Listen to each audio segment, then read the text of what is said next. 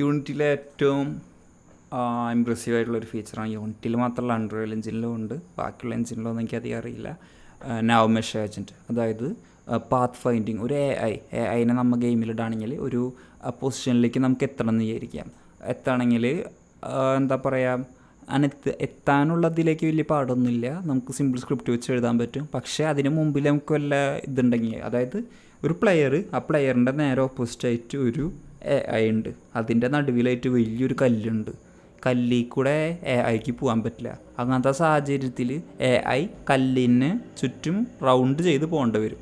അങ്ങനത്തെ ഇതൊക്കെ ഇത്തിരി കോംപ്ലിക്കേറ്റഡ് ആണ്. അതിനൊക്കെ A* പാത്ത് ഫൈൻഡിങ് അൽഗോരിതം എന്ന് പറഞ്ഞ സംഭവങ്ങളൊക്കെ ഉണ്ട്. പക്ഷേ യൂണിറ്റിയിലെ ബിൽഡിംഗ് മെത്തേഡാണ് ഇത് വെച്ചിട്ട് ഒരു AIക്ക് ആ ഒരു സ്പേഷ്യൽ അവയർനെസ് കിട്ടും. സ്പേഷ്യൽ അവയർനെസ് അല്ല ശരിക്കും കിട്ടണത്, എന്നാലും നിങ്ങൾക്ക് മനസ്സിലാവാൻ വേണ്ടി പറയുന്നുള്ളൂ.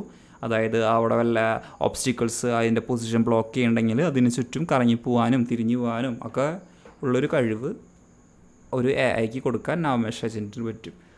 ഇതും ഇത്തിരി ഡീപ്പാണെന്നൊന്നും ഞാൻ പറയുന്നില്ല.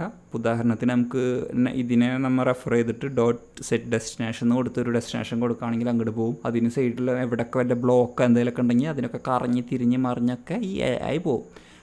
എന്തായാലും അത് പറഞ്ഞ സ്ഥിതിക്ക് ഉള്ളൊരു സാധനമാണ് നാവ്മെഷ് ഒബ്സ്റ്റിക്കിൾസ്.